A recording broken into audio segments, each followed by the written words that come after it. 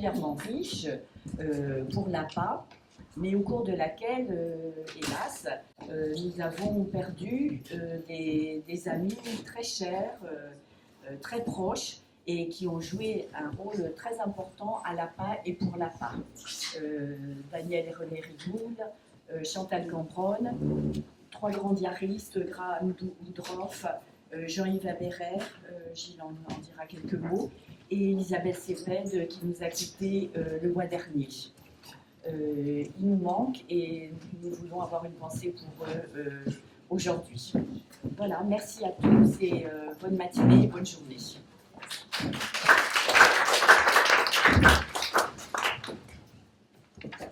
Bonjour à tous. Bon, j'ai repris ces matinées du journal. Autrefois, c'était les journées du journal. On avait diminué un petit peu avec Philippe. C'était au début des années 2000. On a commencé à la Maison des écrivains. On a vu un certain nombre d'écrivains publiés, de diaristes publiés. Jouandeau, Gide, Max Ernst, voilà.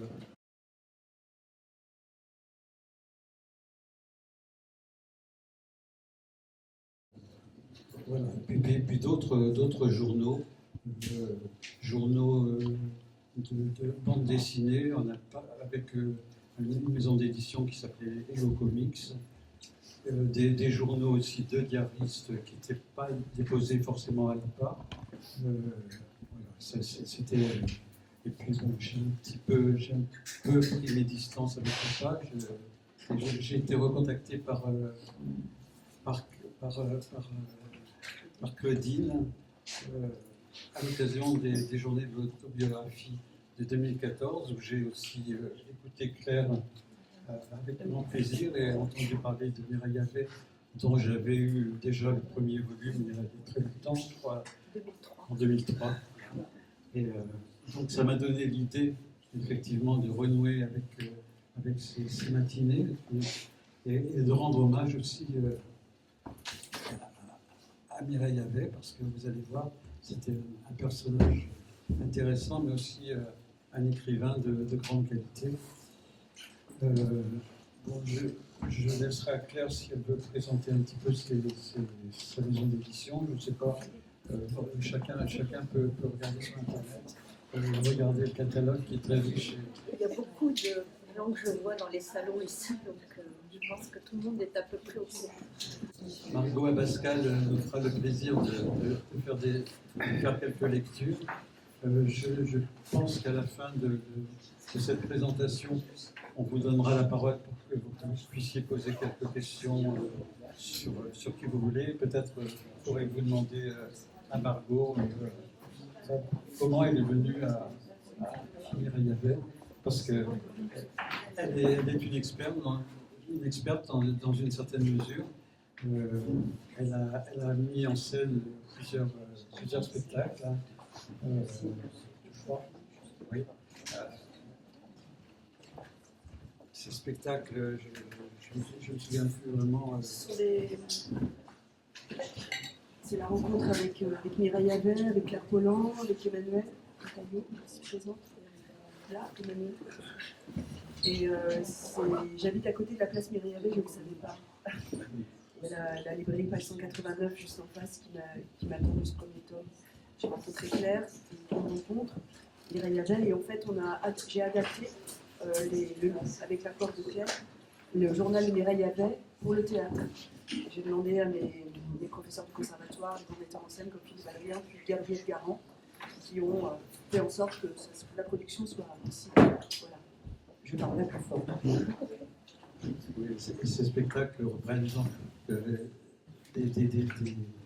des passages du journal de Havet. Ce qui vient de m'arriver est bien extraordinaire. Et je serai abracadabrante jusqu'au bout, ce qui correspond très bien à Mireille Havet. Je voulais aussi vous dire que y a tous les tomes du journal qui sont parus chez Claire Pollan. Vous avez celui-là qui est terminé, mais je voulais vous montrer que ça c'est deux sur sur l'ensemble. Il y en a 5, je crois, qui ont été publiés. Il y en aura 7 en tout. Il y en aura 7 en tout. Voilà. C'est surtout la jeunesse, le journal de jeunesse, qui reste à publier de 13 à 17. 13 à 16, À 16. 17, 18. D'accord. 1900. Vous verrez, si vous avez le plaisir de la lire, que c'est un écrivain absolument merveilleux. Enfin, moi, je trouve, qui a une vie terrible, très, très, très passionnante. Bon, et j'avais amené pour vous le montrer aussi, Carnaval, qui est son roman, ce qui a fait sa célébrité. À partir de là, toute sa vie aussi. Bon. Je voulais aussi vous dire que les quelques tomes qui sont parus, les titres de ces tomes, parce qu'ils résument bien la vie de Mireille Havet. Donc on n'a pas ceux du début, mais alors de 18-19, le monde entier vous tire par le milieu du ventre. C'est le premier. Ça donne déjà une idée de Mireille Havet. 19-24, aller droit à l'enfer par le chemin même qui le fait oublier. On voit déjà que la descente aux enfers commence. 24-27, c'était l'enfer et ses flammes et ses entrailles. Ses entailles, pardon. Je suis spécialiste des lapsus. 27-28, héroïne, cocaïne, la nuit avance. 29, peut-être suis-je morte, suicidée il y a quelques mois. Donc, ça donne une idée des derniers volumes. J'ai écrit, pour ceux qui ne la connaissent pas vraiment, un petit texte que je retrouve sur Mireille Havet. Je l'ai écrit hier soir, pour tout vous dire. Apollinaire l'interpellait ainsi: méchant garçon de fille adorée, lui qui l'appelait aussi sa petite poétesse. D'elle, Cocteau dira: une fille comme toi mérite la première place. Et de fait, d'enfant prodige à coqueluche du tout Paris, mondain, artistique, littéraire, le pas fut vite franchi, la réussite éclatante. Des poèmes, un recueil qui fut préfacé par Colette, La maison dans l'œil du chat, puis un roman, Carnaval, un écrit plus autobiographique que véritablement une autofiction. La réputation de Mireille Havet fut vite faite.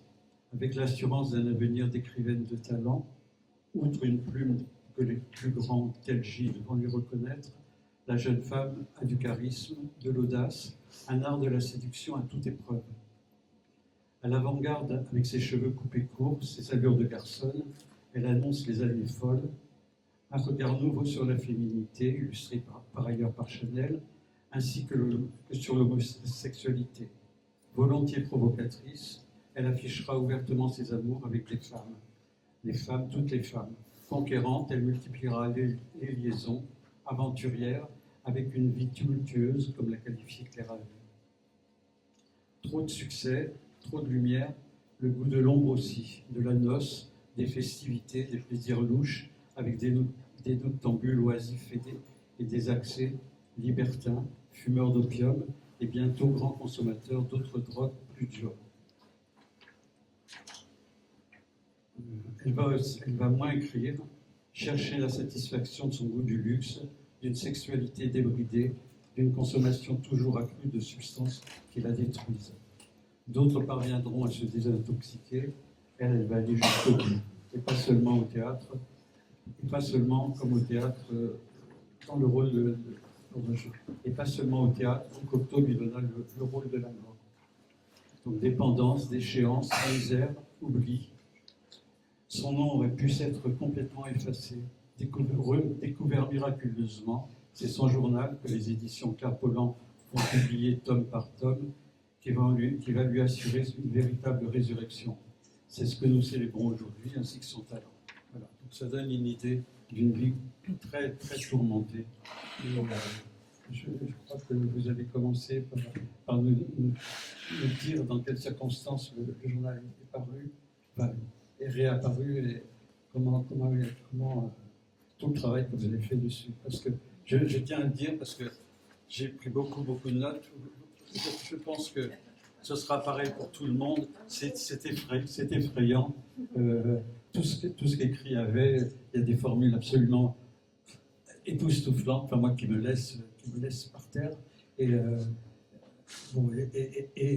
il y a le journal, mais il y a tout l'appareil critique qui oblige, parce que c'est vraiment ça, qui oblige à regarder tous les gens, enfin la vie de tous les gens qu'elle a côtoyés, leurs œuvres, etc.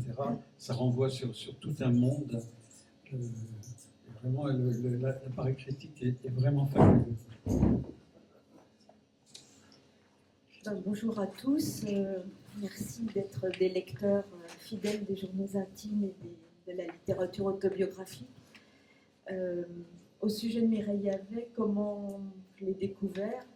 À vrai dire, j'avais un professeur de littérature à la Sorbonne dont je n'ai pas beaucoup suivi les cours, qui s'appelait Étienne Alain Hubert, qui s'appelle toujours d'ailleurs Étienne Alain Hubert, qui est un spécialiste de Cocteau et d'Apollinaire, et que j'aime beaucoup.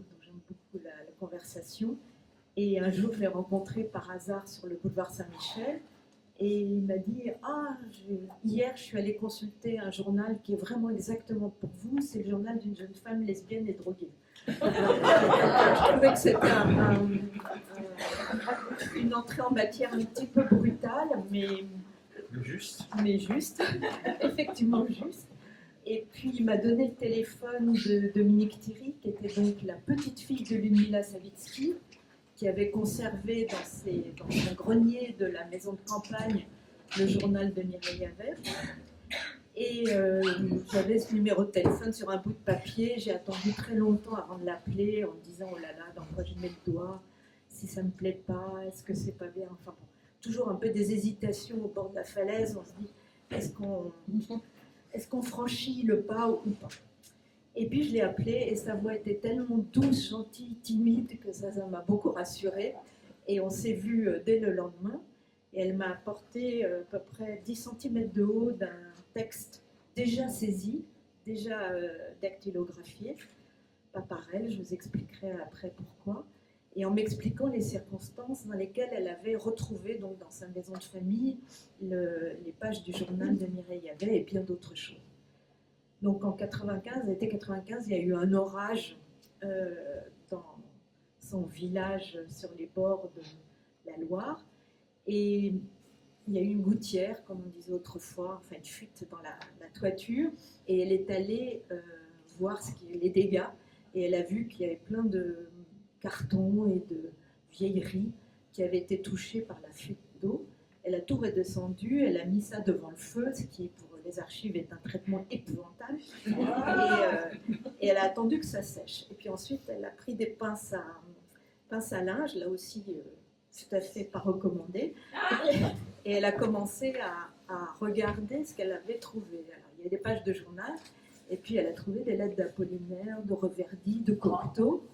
Et elle s'est dit, mais c'est quoi ce qu'il y a dans le grenier là? Et comme elle venait de commencer sa retraite de comédienne, ça t'arrivera un jour, elle a commencé à déchiffrer tout ça, qui était l'écriture de Mireille Yavet est une écriture pas facile parce qu'elle lit les mots entre eux, elle va jusqu'au bord, elle relit, elle rature furieusement.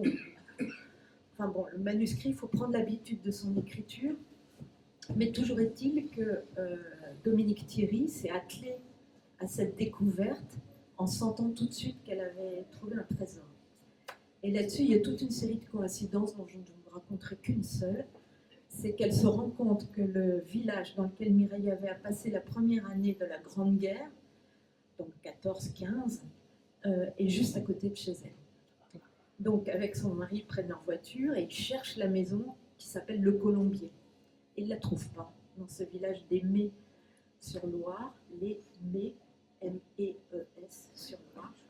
il ne la trouve pas. Et il cherche donc une tour avec un colombier tout en haut.